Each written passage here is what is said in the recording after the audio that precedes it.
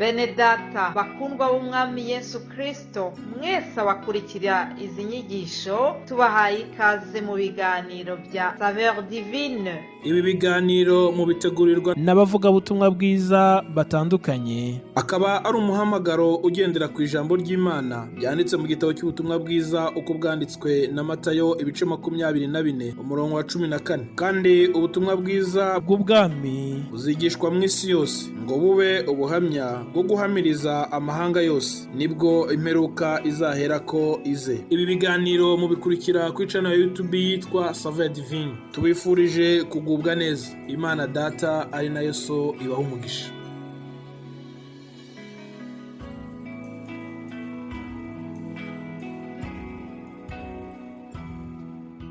Yesu ashimwe inshuti z'umusaraba bakundwa mwese abakurikira ibi biganiro bya Saveur Divine. Amahoro ya Kristo nabane namwe aho muherereye hose. Bifurije gutangira iki cyumweru neza, mbifurije imigisha Yesu Kristo atanga, bifurijwe kandi uburinzi budasanzwe buva ku Mana Data wa twese wo mu ijuru. Imana ishimwe. Nejejwe no kongera kuvugana namwe kuri ubu buryo, nejejwe no gutangira iki cyumweru kindi Imana yaturinze. Bene data, tugeze muri 1/2 cy'ukwezi kwa gatanu. Nukuri ngewe ni igitangaza. Imana ishimwe kuko ikomeje kutubera amaso. Hari byinshi biba byarahigaga umuntu ariko ntabwo byatubonye. Rero dukomeze dushima Imana kubwa munsi, buri munsi twongerewe ubu munsi wo guhimbaza Imana yacu. Haleluya. Munyemerere mu gutangira iki cyumweru twiragiza Imana muri byose. Mana Data twese wo mu ijuru, wera wa Isirayeli, se umwami wacu Yesu Kristo, ndagushimiye cyane. Uzamuri icyubahiro kubwo urukundo rwawe, uzamuri icyubahiro kubwo uburinzi bwawe bwabaye kuri twebwe, yaba ari njyewe ndetse buri muntu wese wumva ubu butumwa.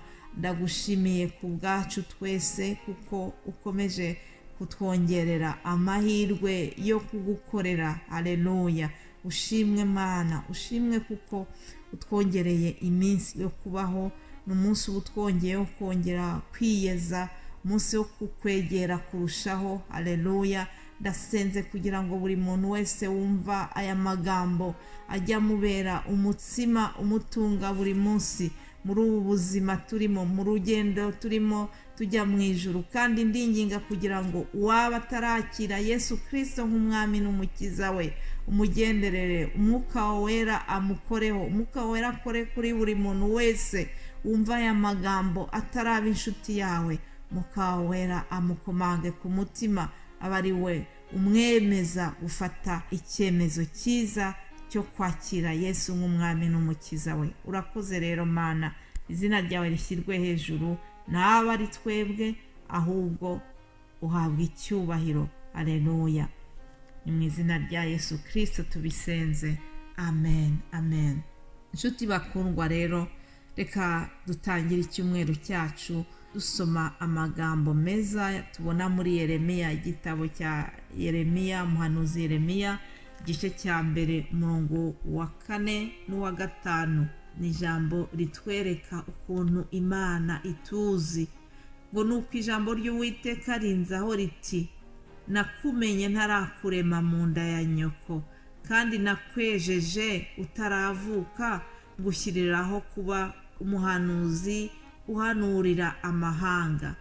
Nuko ndavuga nti, nyamuneka Nyagasani Yehova, dore sinzi kuvuga, ndi umwana. Reka turekeraho. Iri jambo ritoya ngamije ni rivuga ngo Imana iratuzi. Wowe unyumva, Imana irakuzi. Imana izi aho utuye, Imana izi uburyo ugenda, izi uburyo uryama, uburyo ubyuka. Imana izi ingingo zawe, Imana izi n'umubare w'imisatsi iri ku mutwe wawe. Haleluya. hari igihe tuba muri gurupe izi n'izi aho turi, haba se amashuri dukoraho, yaba se akazi turimo, ukaba uba mu kigurupe cy'abantu benshi mu by'ukuri utazwi, ukaba uri nimero gusa, uri nimero y'aho ukora, ariko abo mukorana bose wenda batakuzi. Niba muri mu kivunge cy'abantu benshi ukaba uri aho ngaho uri umuntu utazwi n'abo hejuru, ariko ijambo ryiza hano nkuzaniye ni ryo kuvuga ngo mu kivunge, mu mubare w'amagana n'amagana bari ku isi baremwe n'iyi Mana yacu, muri abo bantu bose Imana imbere yayo uri nk'ikinege, irakuzi mu buryo bwihariye. Aleluya, irakuzi, iragukunda, ikubereye maso, ikwitayeho, itwitayeho mu buryo bwihariye. Aleluya. Ku Mana rero ntabwo turi abantu b'inimero gusa, oya, ahubwo iratuzi. Aya magambo yayabwiye Yeremiya, imubwira yuko yari yaramwejeje ngo akiri mu nda ya mama we, imubwira icyo yamwejereje, icyo yamuremeye. Yari yaramuremeye ngo kuba umuhanuzi uhanurira amahanga. Wow, mbega umurimo mwiza! Ibaze kugira ngo Imana ugire umuhanuzi wayo uhanurira amahanga. Rero iyo ni umurimo mwiza Yeremiya yari yaratorewe. Mbese wowe unyumva, waba uzi icyo Imana yakuremeye? Waba uzi icyatumye Imana igushyira kuri iyi si? Ndakwinginze kugira ngo ugire ubuzima bufite intego. Umwanditsi ukomeye uzwi cyane nkunda witwa Rick Warren yanditse igitabo cyitwa ngo ubuzima bufite intego. Ni byiza yuko natwe muri iyi si aho Imana yaduteretse tugira ubuzima bufite intego, uzi icyo bugamije. Imana ishimwe. Ndagushimiye Mana, ni ukuri numva nezerewe Imana, kuko hari icyo yaturemeye, kandi ndasenga kugira ngo ibyo yaturemeye tubikore neza, tubihagararemo neza mu izina rya Yesu. Imana ishimwe.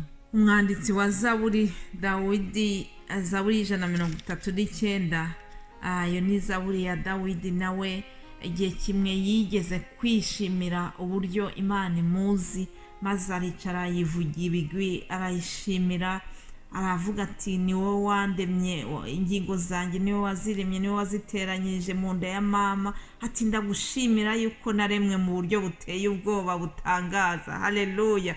Muzi yuko twaremwe mu buryo butangaza beneda, ntabwo tumeze nk'inyamaswa, oya, ahubwo Imana yaturemye mu buryo butangaje.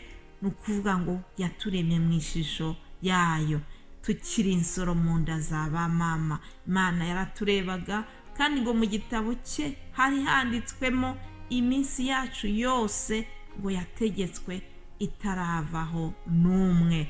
Haleluya. Mbese murumva iyi ngiyi atari inkuru nziza mu gutangira iki cyumweru? Imana ishimwe uburyo yaturemye, uburyo utuzi, kandi ikabidufitiye umugambi mwiza. Nkwifurije ni ukuri kugira ngo ukomeze ube muri uwo mwanya wo gushima Imana, uburyo ubayeho ubushimire Imana, kandi Imana igusobanurire intego y'ubuzima bwawe muri iyi si. Haleluya. Imana ibaha umugisha mwebwe mwese abakurikira ibi biganiro. Imana ibaha umugisha abita ku ijambo ry'Imana, mukarigenderamo, mukarisangiza n'abandi. Ndifuza yuko iri jambo twumva ryahindura ubuzima bwacu, rikatubera umutsima udutunga buri munsi. Ni ukuri ntibibe iby'umuhango gusa, ahubwo aya magambo twumva tubwira n'abandi aduhindure, agire icyo arema mu buzima bwacu. Haleluya. Ushimwe rero, ndagushimiye cyane wowe udusengera, ndagushimiye wowe udufasha mu buryo ubu n'ubu. Imana nkorera izajye ikwibuka, iguha umugisha wowe n'abazagukomokaho bose. Haleluya. Ijambo rero tuzasangira muri iki cyumweru dutangiye ni ijambo ryo muri Yohana 16 ku murongo wa 7. ni amagambo Yesu yabwiye abigishwa be ubwo yari yiteguye gusubira mu ijuru bafite impungenge. Hanyuma Yesu mu kubahumuriza arababwira ati ibyiza ni uko nagenda, kuko yari azi ko namara kugenda azaboherereza umufasha ari wo Mwuka Wera. Iki cyumweru cyose tuzareba ngo mbese ni uwuhe mumaro w'Umwuka Wera, niki Umwuka Wera adukorera, niki adufasha.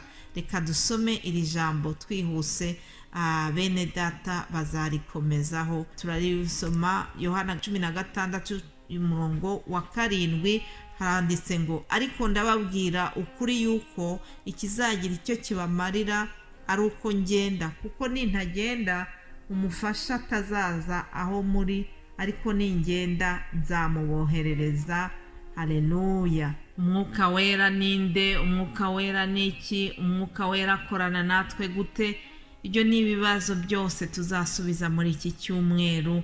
Bene data bazabibagezaho mu rurimi rw'Ikirundi n'Ikinyarwanda, nanjye hamwe na mwene data Vito dukomeze mu rurimi rw'Igifaransa. Imana ishimwe kubw'amagambo yose azavugirwa muri ibi biganiro. Ikomeze ishyirwe hejuru, ducishwe bugufi yo ishyirwe hejuru. Mbifurije icyumweru cyiza.